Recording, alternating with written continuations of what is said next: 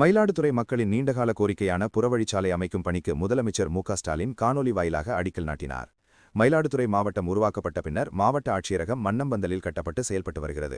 அதே பகுதியில் மாவட்ட காவல் கண்காணிப்பாளர் அலுவலகம் கட்டப்பட்டு விரைவில் திறக்கப்பட உள்ளது. மயிலாடுதுறை ஒருங்கிணைந்த பேருந்து நிலையம் மணக்குடியில் கட்டப்பட்டு அதுவும் விரைவில் திறப்பு விழா காண உள்ளது. இந்த நிலையில் மயிலாடுதுறை நகரில் போக்குவரத்து நெரிசலை குறைக்க புறவழிச்சாலை அமைய வேண்டிய அவசியம் என பொதுமக்கள் வலியுறுத்தினர். பொதுமக்களின் நீண்டகால கோரிக்கையை ஏற்று நெடுஞ்சாமை மற்றும் சிறுதுறை முகங்கள் துறை சார்பில் ரூ.185.5 கோடி மதிப்பீட்டில் மயிலாடுதுறை நகருக்கு புறவழிச்சாலை அமைக்கும் பணிகளை தமிழ்நாடு முதலமைச்சர் மு.க. ஸ்டாலின் காணொலி வாயிலாக தொடங்கி வைத்தார். அதனைத் தொடர்ந்து மாவட்ட ஆட்சியரகம் அருகில் நடைபெற்ற பூமி பூஜை நிகழ்ச்சியில் பிற்படுத்தப்பட்டோர் நலத்துறை அமைச்சர் சிவவி மெய்யநாதன் கலந்து கொண்டு மக்களவை உறுப்பினர் சுதா, சட்டப்பேரவை உறுப்பினர்கள் ராஜகுமார், மயிலாடுதுறை நிவேதா முருகன், பூம்புகார் ஆகியோர் முன்னிலையில் பணிகளை தொடக்கி வைத்தார்.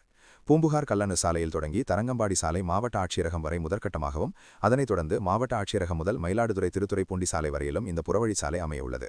கல்லணை சாலை, சிதம்பரம் சாலை, தரங்கம்பாடி சாலை, திருத்துறைப்பூண்டி சாலை என மாவட்டத்தின் நெடுஞ்சாலைகள் மற்றும் முக்கிய சாலைகள் இந்த புறவழிச்சாலை மூலம் இணைக்கப்பட உள்ளதாலும் மயிலாடுதுறை புதிய பேருந்து நிலையம், மாவட்ட ஆட்சியரகம், மாவட்ட காவல் கண்காணிப்பாளர் அலுவலகத்துக்கு பொதுமக்கள் வந்து செல்வதில் காலவிரயம் குறையும் என்பதாலும் இத்திட்டத்தால் பொதுமக்கள் மகிழ்ச்சி அடைந்துள்ளனர்.